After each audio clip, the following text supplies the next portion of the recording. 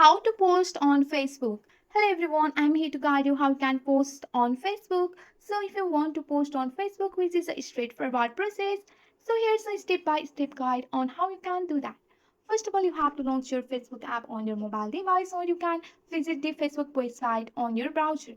If you haven't logged into your account, or if you aren't logged in, you have to enter your credential to access to your account. And once you are here, you will land on your newsfeed or your profile page where you can create a post. On your mobile, you have to tap on the What's on Your Mind box at the top of the newsfeed.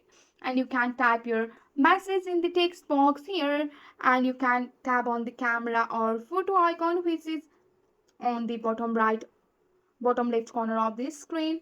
Here you have to tap on that, and you can select it from your place. You can select it from your gallery here.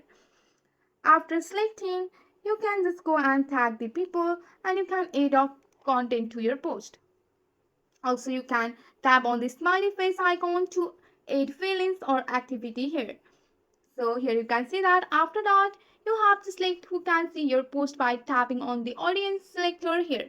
So you can select it to friend or friend expect or only me here. You have to choose your audience. Once you are satisfied with your post, you have to tap on the post button to share it with your selected audience.